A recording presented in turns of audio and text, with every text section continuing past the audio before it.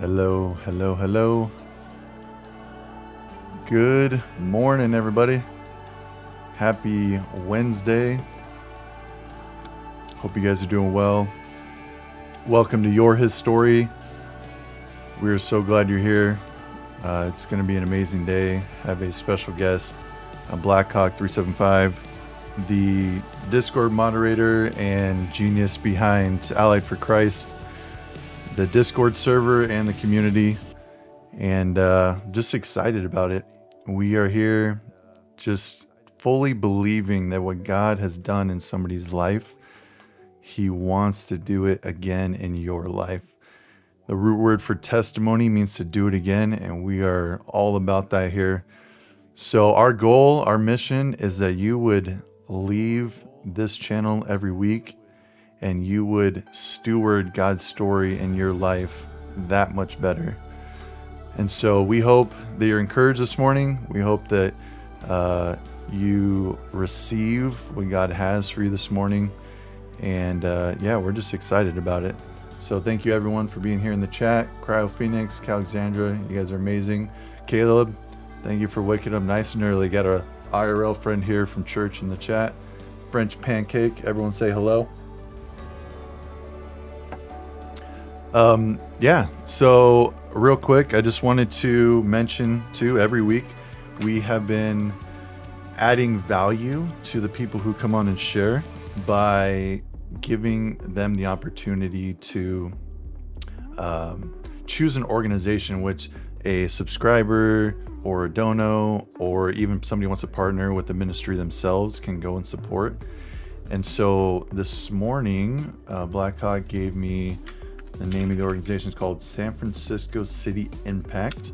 There's a link in the chat there. I gotta get rid of the fact that it also asks to tip me, which is actually kind of funny. But the link to the city is right there, or the link to the website's right there. He'll talk about it a little bit more later. But yeah, without further ado, let's bring on Blackhawk. Everybody get hyped. He's amazing. He's got the best beard in the world. I can't grow a beard for the life of me. Here we go. Good morning, sir. Thank you for being here bright and early. I'm gonna turn down the music just a touch. There we go. All right, so let's get started with just some basics and get to know you. Just realize I'm also not muting my own stream in my own computer, and that's why I'm hearing this little voice in the back of my car. I'm like, what is that? Somebody's talking to me or something. Small voice. Yeah, it's the Holy Spirit. Okay. Anyway, good morning. Okay, so tell us a little bit about yourself, where you're from, just general area, if you have any family, maybe what you do for a living, and then your favorite video game of all time. All right. Well, narrow it down to one. Well, to start with, my name's Justin. Gaming name Blackhawk375. Just a quick history on that. I was in the military when I was much younger than I am now, and I was a Ranger in the Army, and Blackhawks were my favorite helicopter. 375 comes from 3rd Ranger Battalion, 75th Ranger Regiment, so there's that. I do have a family. I have a wonderful wife. Her name's Margarita. She's my rock, my partner, my best half. And love her, and I'm thankful for her support in my life, and she's made me a better man in Christ all the way. And so I wouldn't be the man I am today without her. We have 4 kids between us and 1 grandson. He's our joy. And everything they say about grandkids is true. It's all the fun of being a parent without any of the responsibility. So and he's 8 years old. In fact, my wife just took him down to Florida for a trip to visit my father. He lives down there, so we get the benefit of going down to the beach, to stay with him when we want. But that was his summer vacation trip. She took him down there. They had a great time. Just got back a couple days ago. And as far as what I do, I'm a retired firefighter, forced retirement due to injuries and a heart attack I had. But now I do full-time IT, desktop support. I run a help desk for about, a lot of computers and a lot of companies that we service, but I enjoy that. I work with a great man who's I've known for several years. He's also a strong Christian man, so that's awesome. enjoyable to get to work in that environment. He's a worship director at the church where my uncle is minister at. That's I've cool. known him a long time. So, favorite game of all time. Or one of your thinking favorites. about that. Yeah, been thinking about that, and I'd probably have to say StarCraft. Really? I actually won a professional tournament. I guess you could call me a pro gamer. Back in the days when they used to have these things called LAN wars, Sure. and I actually won the initial LAN wars in Louisville, Kentucky. Back when you had to pack up all your gear, travel with it to go to these conventions, and you would all pile into a room, connect your PCs all together, and battle it out. And I actually won the inaugural StarCraft tournament. So That's awesome. that was fun. No, that's awesome. I did not know the fireman thing. I just never thought to even dig into that, but that's awesome. So were you forestry fireman for California? Or No, I'm in. no, Oh okay. yeah, I forgot Okay. where I'm at. I'm in Sorry. Indiana. Okay. I live actually about 30 miles west of Indianapolis, and Indianapolis, a suburb of Indianapolis, Wayne Township Fire Department, which is not a. It's actually a pretty large area. It has one of the largest high schools in the state, Ben Davis High School. That was where I went to school, so it was actually kind of cool getting to serve the community I grew up in. Yeah. My dad had actually been a firefighter there as a volunteer several years before, and then he moved on to a different department down the road called Speedway, which is where the Indy 500 takes place and all that. Cool. He's retired obviously now as well. He's a really old man because I'm an old man, but yeah, I live just about 30, a little town called Danville now, 30 miles west of Indianapolis. Cool. So. One thing, so I'll ask this. This is just, I just thought about this question, but you can take a few minutes. So for those of you who don't know, anyone that's played WoW retail recently, especially, Blackhawk is kind of the overseer, the originator, part of a team, if you will, for Allied for Christ. And talk a little bit about that. Where did that come from? What's kind of like maybe a small vision behind that? Just to give people a little insight. Actually, the funny thing is I've never played World of Warcraft in my life. I've played a little Warcraft and obviously the Blizzard connection with StarCraft. But there was a group of us that came from another Christian community, and we just decided to branch out and do our own thing and start our own group.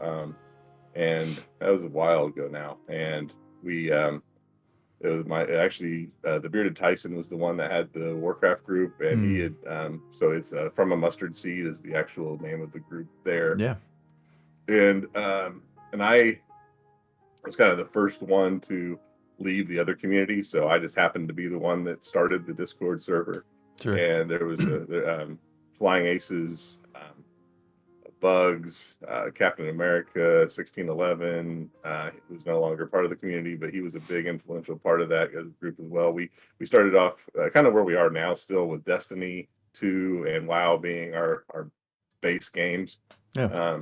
Our vision has always been to be kind of an umbrella ministry where we don't see ourselves as a church, but we do see ourselves as a ministry. And in fact, my local church even sees this as a supported ministry that they're willing to help me with and come on board and partner with us when needed. So that's nice. We just want to provide a safe space for Christian gamers to come together, fellowship, play games, and like I tell anybody when they're joining the community, I really don't care if you play any of the games that we play, as long as you come and join us for the fellowship. That's most important. Sure. And if you happen to play some of the games we play, then by all means jump in and join us in that. And we also like to empower our community as well. If there's a game that somebody really is passionate about and wants to start as a supported game and want to lead that part of the community, then we're always open to that as well. Though we've always tried to encourage that. So sure. No, that's awesome. I appreciate just the background. I know Alexandria, a lot of the people here are part of that server, so that's why just want to get a little bit more backstory, which is cool. So what inspired you in hearing, I'm assuming is Rain posting something that I asked him to post or whatever, but what inspired you to be like, you know what, I want to share my story? What was kind of the trigger? Yeah, it was actually just God's timing.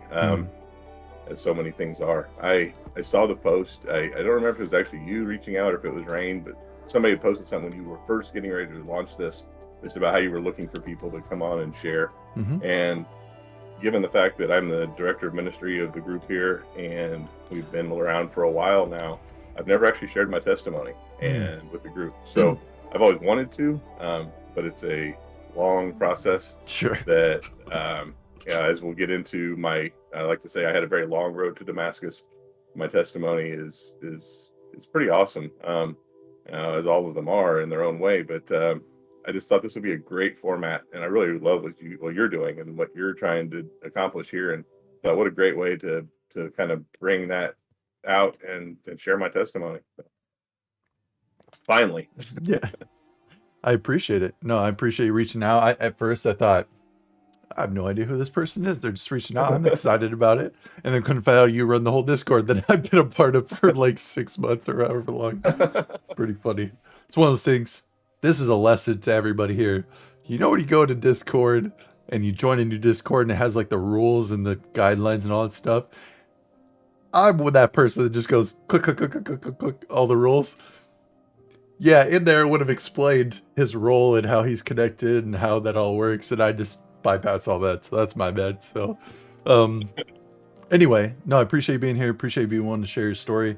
It's a, for lack of a better word, I've just been using it lately because it's Susie, but it's a spicy one, and I'm excited about it. It's So, PG-13 for sure. Yeah, I will give you the floor. Please, by all means, share what you need to share. I know it's more along your salvation story and kind of how you came on the road with Jesus. So the floor is yours, my friend. We're listening.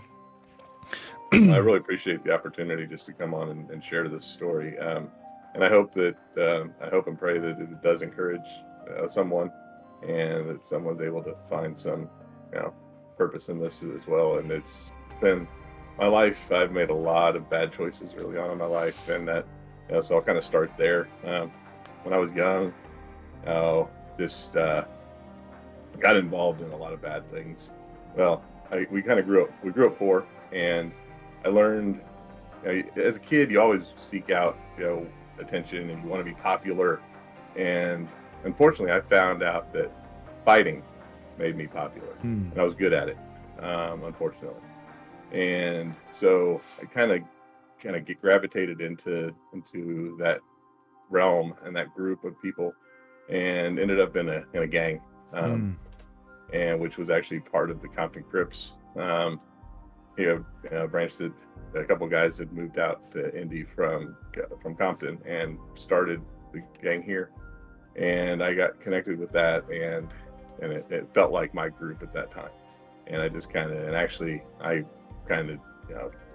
caused more problems than anybody else in the group. So I was also heavily involved in drugs, and just a lot of bad things. We actually got in a shootout off the block off the Circle, right in the middle of downtown Indianapolis.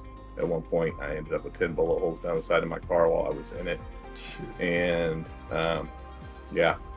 so just a bad situation. I'm very thankful that I never ended up dead or in prison. I did go to jail a few times. I was arrested a few times for battery, for drugs. But by God's grace, I actually never had any convictions.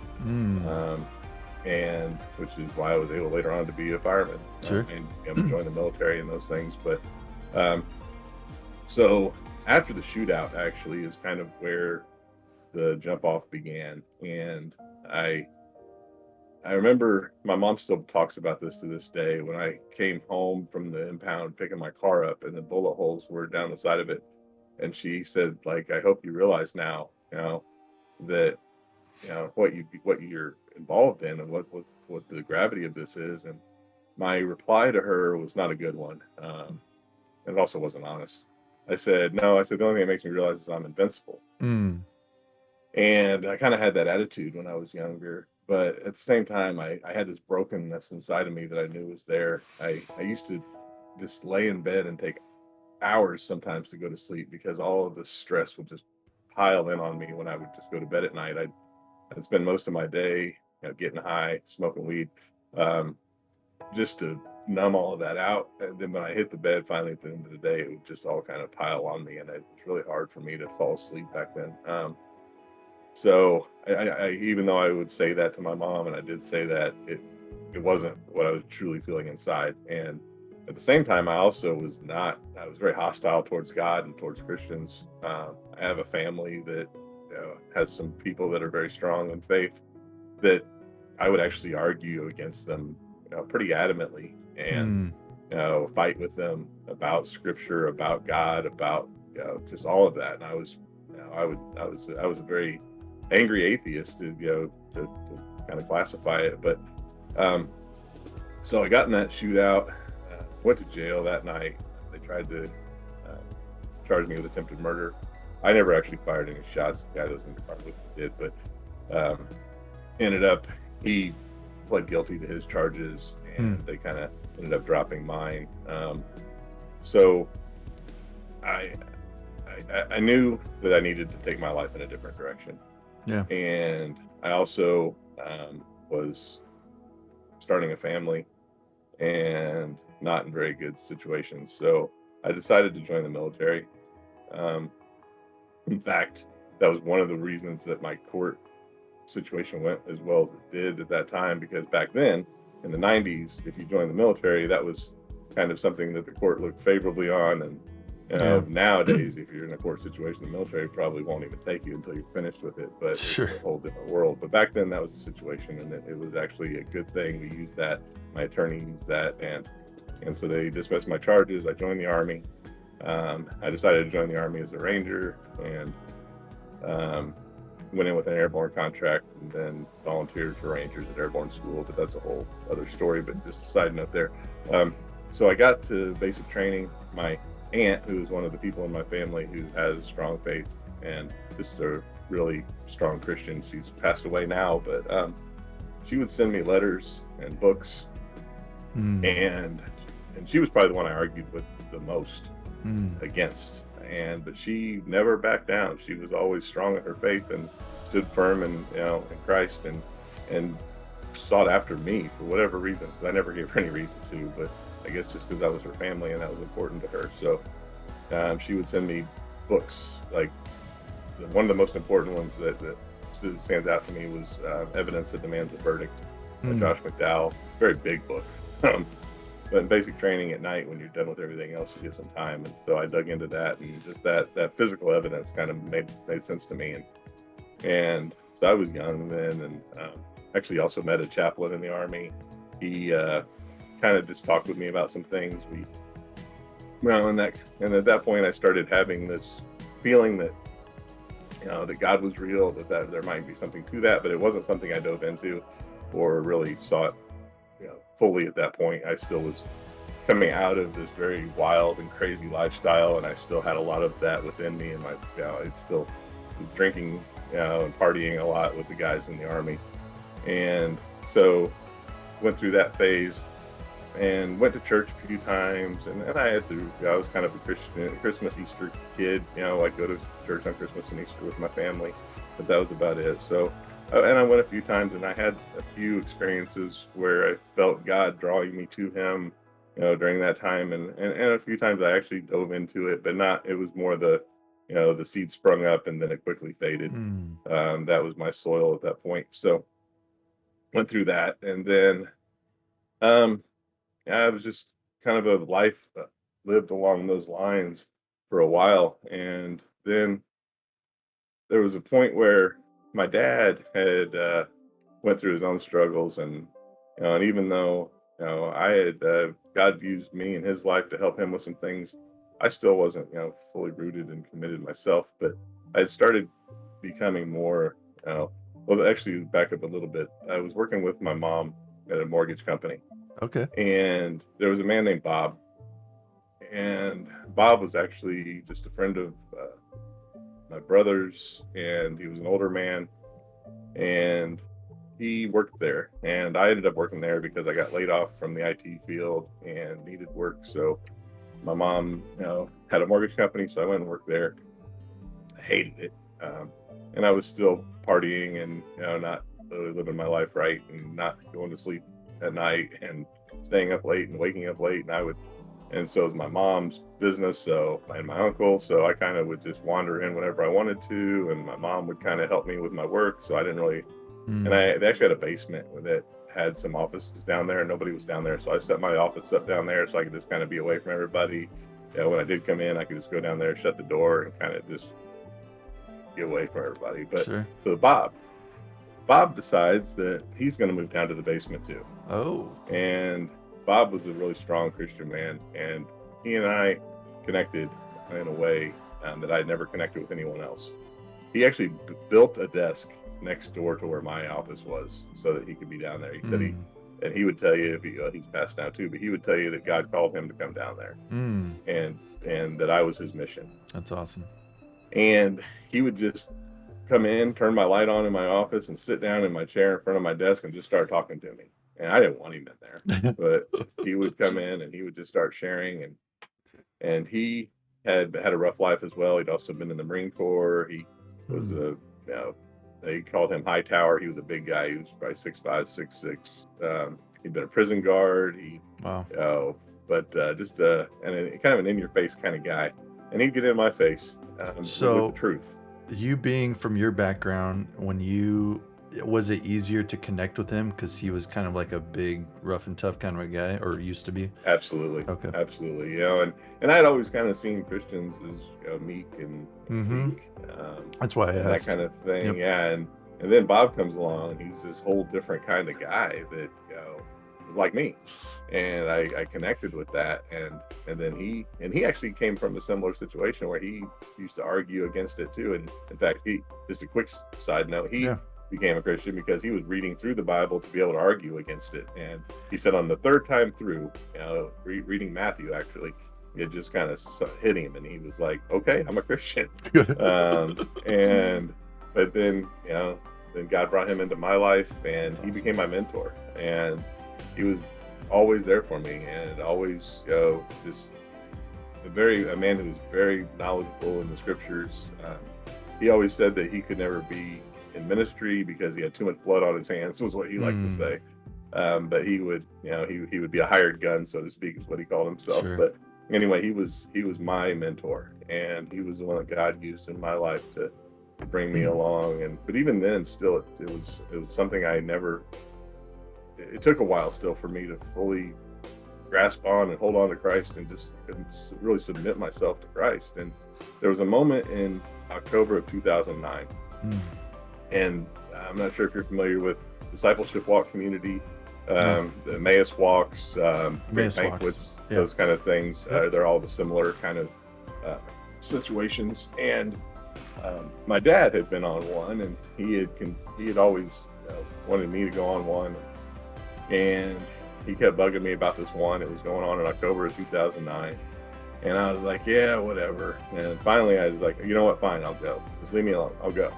And I also kind of felt like I needed to go. But and I kind of had in my own head that I had these things in my life that I wanted to let God work on, and that's what I was going there for. But God had other ideas. And actually my first night there, they tell you to go back. You go in, they have this conference room, they just kind of talk to you about starting off, and it's a whole weekend that you stay in this retreat. And they told us to go back to our bunks and to our cabins and just have a night of silence and prayer and just seeking God. And I went back to my room, and we were in actually bunk rooms with other guys, but we were in there, and I was on my bottom bunk, and I was just sitting there and thinking, and just all of a sudden it just hit me, go into the woods. And another thing here, I had just had knee surgery a couple months before that. I had ACL reconstruction, and I'd also tore my leg up pretty bad. I had two fractured. So I was recovering from that. In fact, I was recovering so much to the point where they were driving me around in a golf cart at the Discipleship Walk to back and forth to the different buildings. And then God's like, go out in the woods. So, okay. Sure. I decided to heed that call, and I walked out. And it almost feels like I didn't even have a choice. I just got up and walked out in the woods. And I mean, obviously I had a choice, but it Sure. was such a strong, that's how strong it was. Yeah. I got up and I walked out in the woods, and I got to this point, and nothing special about this point, except for this is where God just dropped me to my knees. It literally, I fell down onto my knees, and which probably should have hurt really bad, but it didn't. And for some reason, that was the softest patch of ground I'd ever felt in my life. Mm. And God's presence just came over me in such a way that I still can't even comprehend to this day. Obviously, it makes me emotional just thinking back to that moment. His presence just overcame me in such a way that was amazing and also very scary. At that point, I started to understand what Isaiah talks about, what John talks about, in the fear of the Lord. And when, like in Revelation 1, when Christ appears to John and he passed out as if he was dead, or Isaiah says, I should be dead. I'm a man of unclean lips. When you come into God's presence like that, there's something scary about it. But then also, like both of those inexperienced, God always comes back and says, don't be afraid. It's me. And then he kind of just wraps his arms around you. And that's kind of what happened that day. And that was the day where my road to Damascus, where God struck me down and said, here I am. What are you going to do with me? It's time to quit playing around. And and that was the very first night of that discipleship walk. And it was a great thing. And, and I met some great guys there, but I mean, nothing else compared to that night. Sure. And nothing else in my life really since then as compared to that moment. But I walked forward out of that moment and a different man, a changed man, and a new creation. And that was where, I had called myself a Christian before that. But to be honest with you, if I'd have died before that moment, I don't know if I'd have been in heaven or not. I wasn't a committed Christian, that's for sure. But from that moment, and I've had my struggles since, and I've had ups and downs, but from that moment, I've fully dedicated myself to Christ, and I've sought Him, and I've gone that way. And a few months later, I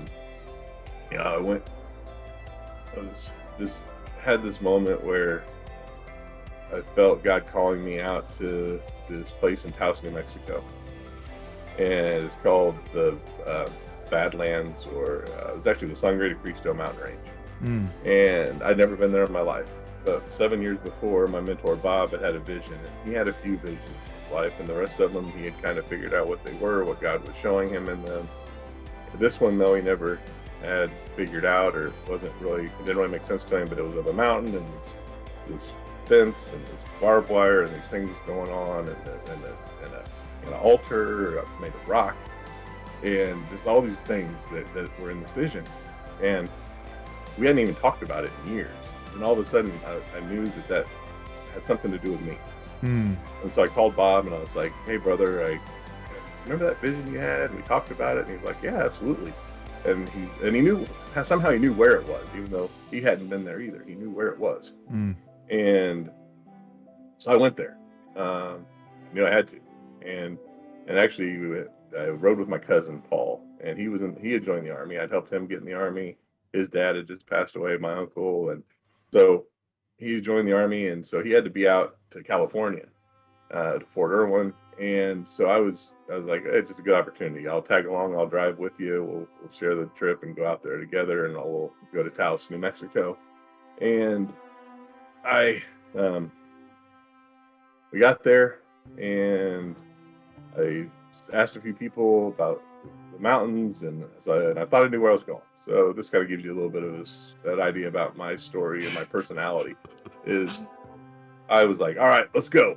And so I just ranger up, run forward, went out to the mountain, climbed up it, didn't see anything in Bob's vision, nothing. Sure. Oh, other thing about this, when we were driving into Taos, they had the worst blizzard they had in 22 years.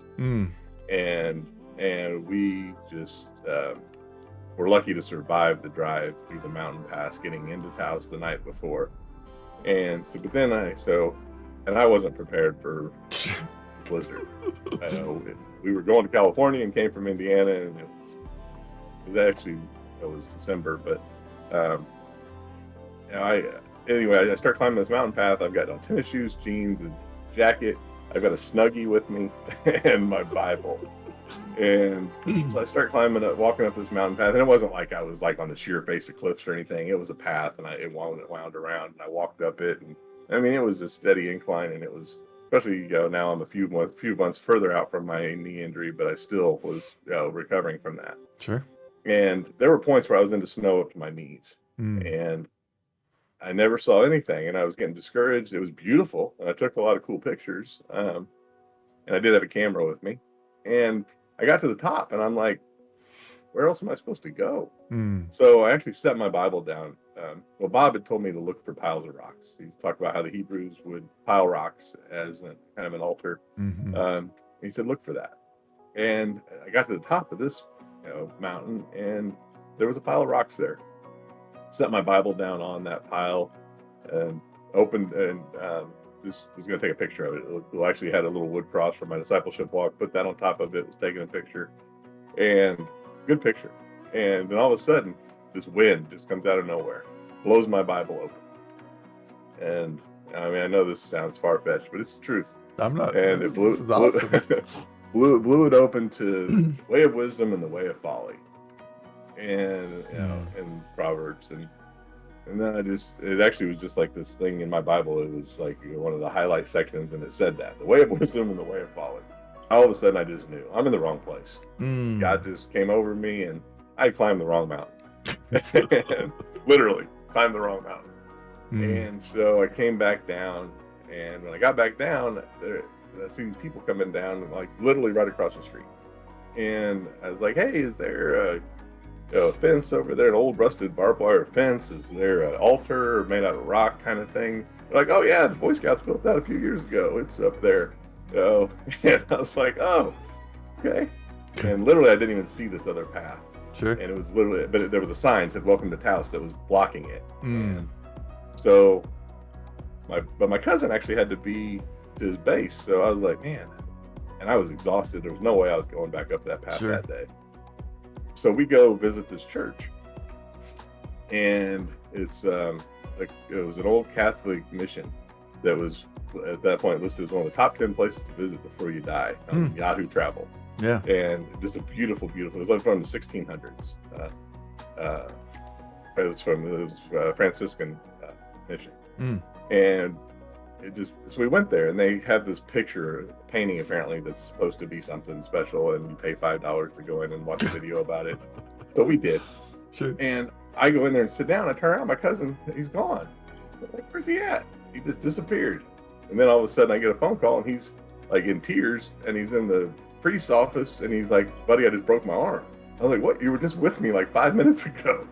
And I guess he had went outside and helped them carry in a griddle and slipped on some ice, and the griddle came down and broke his arm. And and so I was like, but now I tell him, I'm sorry God had to break your arm for me to stay in town another day. So we actually did get to stay in another day. He got an extension on his time to show up. So I went back, climbed the other path, and it was everything. Everything was there. Everything my mentor had said I would see. And I got to the top. Well, I got just before the top, and I came around the corner in this path I was walking on, which actually I'd never even stepped in snow that covered my shoes, let alone up to my knees. And it was literally the next day, right across the street. Weather hadn't changed, so the snow was all still there. But I always say that the first mountain was my discipline mountain, and this one was my blessing mountain. I literally turned the corner, and there's this canopy of trees coming over the path, and the sun is coming right down the middle of it. And at that moment, it was similar to what had happened that night. God's presence, it was just like, this is it. This is where I'm supposed to be. This is where God's called me. And sure enough, I walked up that path through that canopy of trees, and there's the altar. And it's just this big rock, and it's kind of hanging out over the mountain, off the side. And it just kind of juts out. And I climb out on that rock, and I just communed with God, and it was one of the most beautiful moments of my life.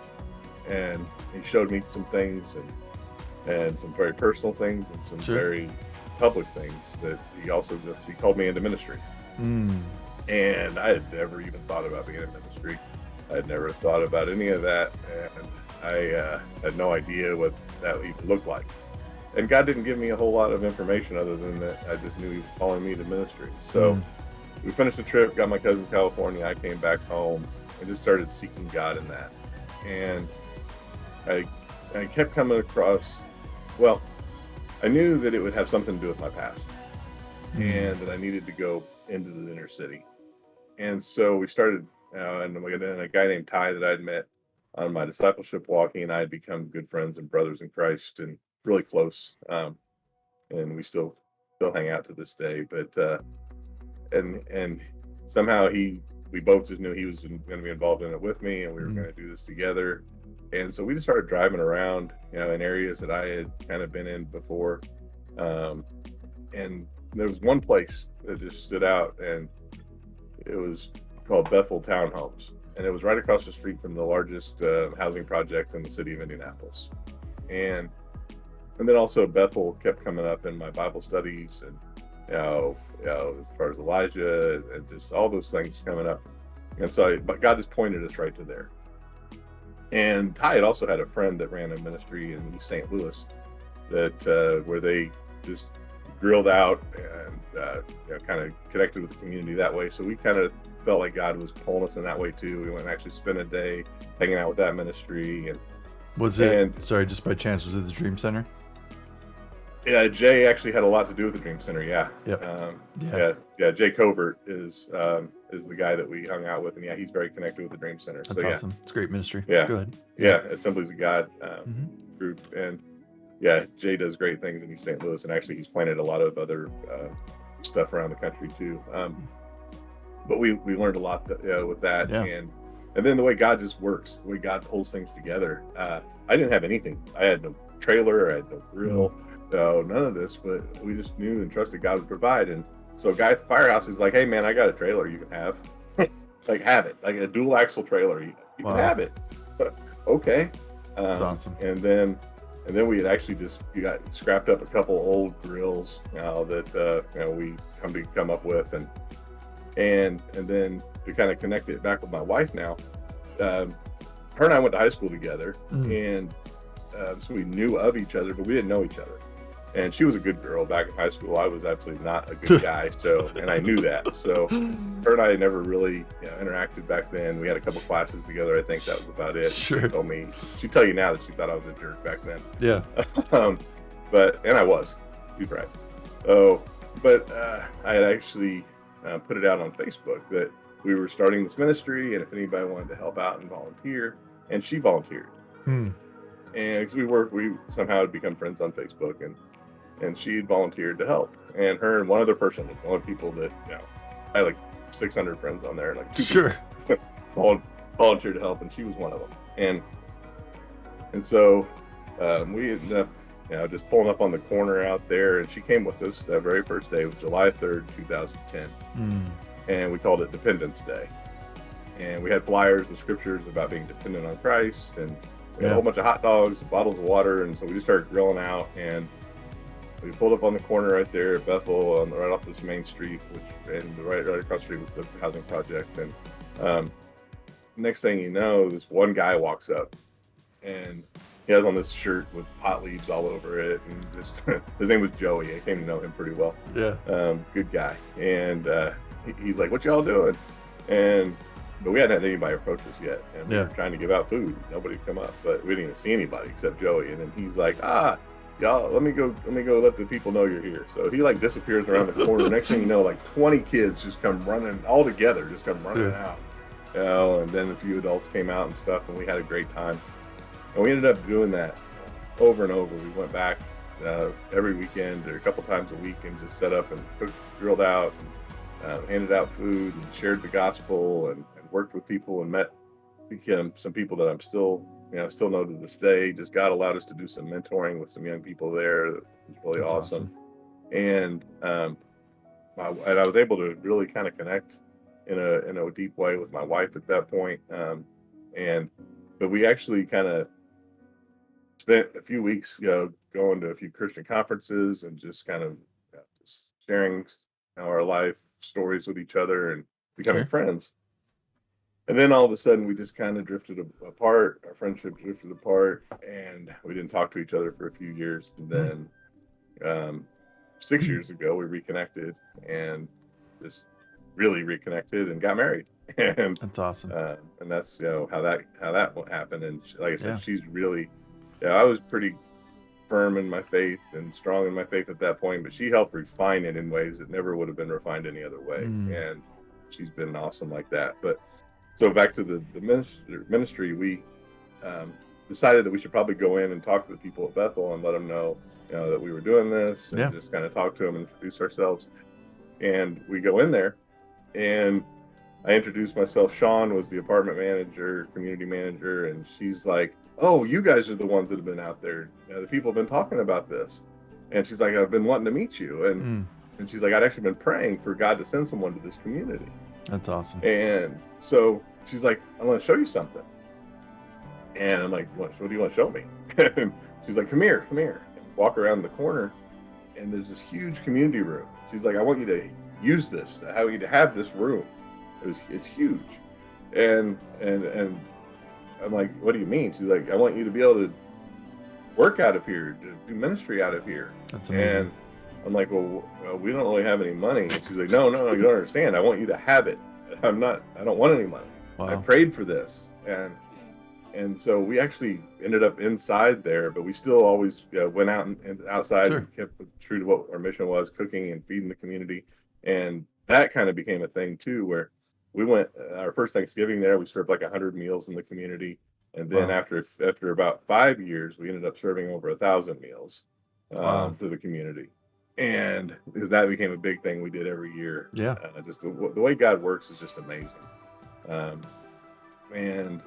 And then the city kind of came in and kind of took over the community, and that kind of just put an end to that. But it was just one of those things that would run its course, and I was thankful for everything. We ended up spending 6 years there. Yeah. And God used this, and it's one of those things where people come and go in that community a lot, and I can't wait to get to heaven to see the impact we actually had. Yeah. Because I know that when we get to heaven, that's when we'll see the impact. There'll be kids that we worked with that'll be there, that'll just be amazing, and we'll be able to reunite with them at that point. Yeah, and that's awesome. where I think the Bible talks about our crowns that are stored up in heaven. I think that's what it is, for the people that we share the gospel with, we plant that seed with, that come to faith in Christ, and we get to be rewarded with that in heaven. So yeah, and that's that story. I mean, I know I left a lot out, left a lot of gaps, but that's the gist of it. That's awesome. Kind of where I'm at now. I continued seeking God. I love to be a student of the scriptures. I've trained through the Assemblies of God. I've trained through Church of Christ. I've trained through the Wesleyans. So I kind of have this unique perspective on denominational Christianity, where I've been literally from the most conservative edge to the most liberal edge of things, and everything in between. And it's given me a unique perspective on things, and it also helps me in a community like what we have in the Discord, where we have over 200, 300 people of different varying backgrounds, and it's been a blessing in that way, where we can kind of bring everyone together without having these issues that denominational Christianity seems to generate. And we keep it about, I like to always quote Alistair Begg, the main things are the plain things, and the plain things are the main things. And that's what we keep it about. And it's I also work with my local church now. I'm part of the teaching team. I love teaching scripture. That's that's my passion. It's my gifting. I can read stuff in the Bible and just remember it, and God gives me an insight to be able to teach that.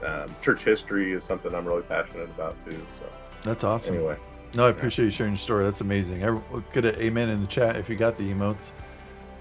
For Blackhawk, that story was awesome. First of all, the one thing, one other thing. Go ahead. This is important. I'm sorry. Yep, you're good. That community, the gang that I had been in when I was younger, I actually was connected with another gang, and they had actually shot and killed somebody in that community back, actually when I was in the Army. It happened right after I left, but they had gone after somebody that had stolen some drugs from them and ended up shooting up this building that they thought he was in, killed a young girl and injured a young boy. and the guy that they were after wasn't even in the building. But that's kind of just the way God works too. It was bringing back some healing into that community that I had, even though I wasn't directly connected with that shooting, I was directly connected with that group, and the way God kind of just brought all that back. I forgot that part of the story, but it was important, so I wanted to add that in. No, that's good. No, I appreciate it. If you're here in the chat, and I was just thinking about a few things while you're talking. If you're here in the chat and somebody that you know, you weren't a believer, but they kept pestering you, or they kept like reaching out, or they kept being that like nagging voice, like put a 1 in the chat. Because for me, it was my brother. Similar story. My brother got saved. Well, he was newly saved. He kept sending me scriptures and different things on my phone. I'm like, dude, I'm not interested. Like, just leave me alone. You're acting weird. My brother wasn't this kind of person, you know. He just wasn't like that. He was like he had a little bit of a rough upbringing. So, but I just find it so interesting how God will use like persistence sometimes to not even wear you down, but kind of wear you down, to be like, okay, I'm willing to listen now. You know what I mean? And then took a few of them with me, and I needed to be really worn down. And I also like the story about you going up the wrong. For any of you that weren't here, or to recap this is a mind-blowing story. Okay, his mentor years before has a vision of a mountain, very specific things on it, like a barbed wire fence, an altar, different things. He shares it with them 7 years previous, and 7 years later, he feels God, hey, you need to go out to this mountain. And he just ups and is like, I'm going. And goes out there and ends up finding exactly what this guy had in a vision, and it was for him. And that's like, dude, that's amazing. That's an amazing story, and I totally believe it, and I think it's incredible, and I think God works in that way many times. And I just pray that everyone can have a mountaintop experience like that, you know? And the other thing too is, if there's any guys here in the chat and you haven't experienced or been part of a discipleship process, or gone on a Emmaus event type thing, or been on a retreat, there's some around the country now. There's Fellowship of the Sword, which is, I'm trying to think who runs it, and then there's The Return, which is another big one. They're very similar things, like men focused weekends. Highly encourage you to go on it, because I went on one and it was pretty life changing. And so yeah, that's amazing. I appreciate you sharing your story, being vulnerable, and it's so cool to see just your journey and how God's redeemed your life, and just the heart you have. And yeah, we didn't really talk about it, but where gaming started, or how that kind of like wove in there. That's it's just cool to see. Yeah, you can touch on that. Yeah, we have a few minutes. Yeah, well, I've been a gamer my whole life. I mean, I'm 47 years old, so I kind of that generation that I actually played on one of the very first Pong consoles. My grandparents had it at their house on a black and white console TV. It had the two little prongs that plugged into the back, and you screwed them in, and you had these little, and so I played Pong. I started out literally on Pong. And then I had an Atari 2600, Atari 5200, Commodore 64, ColecoVision. This came up. I'm literally an OG in terms of video gaming, and I've just never kind of went away from that. It's always been something that's been a bit of an escape for me. Sure. But now it's really not an escape, because I don't need to escape my life. I love my life, even though we have lots of challenges, and there are things that are always, God bringing us, through these things and to these things. And but I don't have it now. Like I talked about before, I used to take a long time to go to sleep. Now I'm asleep in 5 minutes, and part of it's because I'm an old man, but part of it's because my life, I have this peace, in Christ. And but yeah, gaming, I've always been. I love video games. I'm actually playing a game that most people right now. I just started playing it on Xbox Game Pass the other day. I picked it up. It's new on there, so I tried it out, and it's like a power washing simulator, which sounds really mundane and boring, but it's actually kind of fun and cool. But I love video games, and actually I play Fortnite with my grandson, connect with him in that way, which is really cool, the way God uses that. So even when he's not with us, I can be in the chat with him, and he's also really, he just sponges up all the stuff I teach him about Christ, and He's an awesome little guy, and I just love that. So just the way video games have been able to connect he and I and give us this bond with Fortnite, Yeah, is really cool too. So that's amazing. No, yeah, that's good. I'm. It's cool to see nowadays like how video gaming is bringing people together more so than ever before because it was such a division. Now we're headed there. It's not necessarily there, but it was such a divide. Like you either were a gamer or you were mature in a sense at some point. You know what I mean? Like you're either that guy or you're that guy. And right, now that we're older, I'm not quite that old, but even the same thing when I was younger too, right? Is now you can connect different generations and like still, man, that's it's so good. It's so what's good. funny is I probably have more friends, in my life from the gaming community now than I do any other area of my Mm, life. Especially with this Discord and the way things yeah, are now. I mean, I remember on the PS2, I bought the initial, network adapter, that you would screw into the back of your PlayStation 2 because I actually really like Madden as well. That'd probably yeah, be one of my top games of all time, and I'm involved in some Madden leagues online, and my cousin and I play that together. That gives us that connection. I've got another guy, Dave, that I met years ago playing in a group called Madden Wars, and he and I have actually been out and hung out with him in Texas too. And that's just cool. God's really blessed me with these friendships and these groups that Mm, just these friends that I've developed in my life over the years. Oh, another guy, Ken, he actually lives out in San Francisco, and he donated a grill to us when we started the ministry. He gave us $500 to buy like this huge grill that's that awesome. we were able to use and cook 100 and some hot dogs at a time on, and just so God just uses the gaming community even to bring things together Yeah, and work for His purpose and His glory, and it's just so awesome. So yeah, no, that's great. Friend of mine, French Pancake, in the thing in the chat said it's literally the one thing that's connected me and my brother who moved to Texas. I think it's pretty awesome. It is a way to definitely stay connected with family. must be something about Texas and the water today, because my cousin and I'm the oldest and he's the youngest, Hmm, um, but we have like this just awesome connection, and like we grew up together, and his dad was a big part of my life too. But he moved to Texas now, and but we're able to stay connected through gaming, and we try to find games that we can connect with. Madden's the big one, but we play others too. But yeah, that helps us to stay connected. And he's like a little brother to me, but he doesn't even live near me anymore. But we stay connected that way. yeah, no, that's amazing. I am gonna touch one more time if you want to talk about it. So, Blackhawk is really just loves this organization called San Francisco City Impact. And if you guys want to make a donation or you guys want to connect or contribute in any way to something that he's passionate about, the link there's in the chat.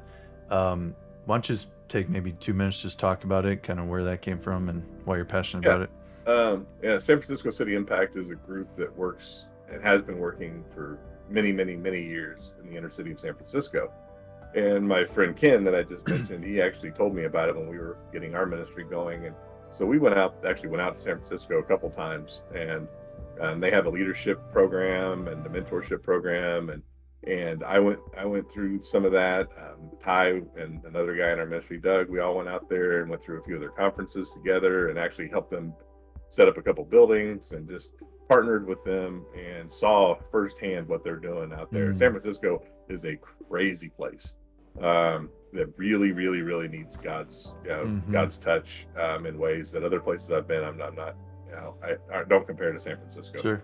Um, and they're doing that. They're boots on the ground. They work with the homeless. They work with the kids in the community. They actually have a school that's 100% provided, and there's no tuition for the kids.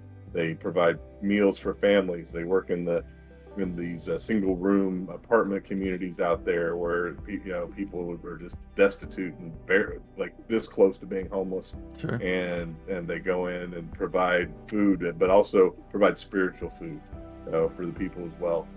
And also my ministry partner Ty, his son went through their leadership program out there and actually met his wife, and Mm, now they're doing just great things in ministry and life, living out that ministry together. So that's why I really am passionate about San Francisco City Impact. I'm passionate about a lot of things, but that's the one that for this purpose today. If anybody Sure. wants to, donate something, that'd be a great organization to help out. They do great things. Yeah, that's amazing. I grew up in California. I grew up only an hour south of San Francisco, so I know how badly the Bay Area in general, Silicon Valley, San Francisco, is just hurting for people that are believers. That there's just, man, I could tell stories and stories on that one. But no, that's awesome. Yeah, if you guys want to contribute, San Francisco City Impact, let's get some hearts, some amen, some thank yous, anything you got for Blackhawk in the chat. We're gonna send him off. Appreciate you being here. Appreciate you taking the time to share your story. Honestly, it was super, super, super, super encouraging, and I'm hoping that maybe in the future you can come back and share part 2, kind of where different season of life, where you're at now, whatever's going on. I just loved hearing it. It was good. You're a good storyteller, and it's also captivating because you have such like a just magnificent beard. I'm just saying. What's really funny was screen quite a bit too. So. French Pancake in the chat. He's a real life friend. He's got a really amazing, magnificent beard as well, which is hilarious. So, anyway, love you. Appreciate you being here. What? One thing about my beard, I get a lot of questions about how long I've been growing it. Yeah. I've only been growing it since 2018. So, Caleb, you got to catch up, man. Which was shortly after I retired from the fire department. Obviously, you can't have this on the fire department. But yeah, people get mad all the time. They'll ask me, man, how long have you been growing that beard? And it's been like this for a while, so I just be like, not that long. And they're like, oh man, shut up! I've been growing mine for years, and I can't 30 years. Close to that. But, yeah, that's funny. So yeah, I've only been April of 2018 is when I started growing it. So that's awesome. All right, everybody, say goodbye to Blackhawk. Thank you for being here. I really appreciate it. Have a great day, man. Appreciate it. Yeah, thank you. All right, everybody. Appreciate you guys being here this morning. Again, we're here. The mission of this community is to steward God's story in your life. And we really, really, really, really, really encourage you to sit down, to take note of the things God is doing in your life. Make it a habit to actually have these things written, because in seasons where you're struggling, in seasons where you've lost direction and let's say your identity, even in a sense, to be able to go back to those things and look at them and say, no, this is what's true about me. This is what God's done in my life. This is why I'm valuable. This is the direction I'm supposed to take. It's so important. So I really encourage you guys, take time to write these things down, to share your story. We need to do a better job of just stewarding our testimonies and really taking care of those things, the things that God has done in our life. And you never know who might need that story. You never know what kind of freedom or breakthrough you can assist God in bringing to that person's life just through your story. So love you guys. Thank you guys for being here. Next week, I believe we're going to have rain from the WoW community. Most likely it's going to be a recorded segment, but I'll still be here live and still interacting. And then we'll have a little bit of a recorded segment and then come back. He can't make it on Wednesday mornings. And the following week is going to be another powerful testimony from somebody whose name is Cerulean, who's also, I think that's how you say it, is in the Ally for Christ Discord and community. She has a PhD in chemistry, and her story is amazing on how God is just, she's seen God work in her life, obviously, but also in science, and how it's just like an awesome, obvious proof of creation and design, just everything she's experienced. So appreciate you guys being here. We are going to raid Susie, who's not online yet. Just kidding. So we'll just wrap it up then. I'm okay with that. And yeah, so tune in next week on Wednesday. I am considering moving the time we do stream. And so I just encourage you guys that are here just to be praying for me, praying for the stream, for no other reason than just a little ease of, just a little easier, capture a little bit more people. People are able to be already at work. So we might be moving to like a lunch hour, something like that on a Tuesday. We're just praying through it, trying to figure out what's best for the stream. Yeah, so yeah, love you. Appreciate you guys being here. We will see you next week. And please, again, remember, steward God's story for your life.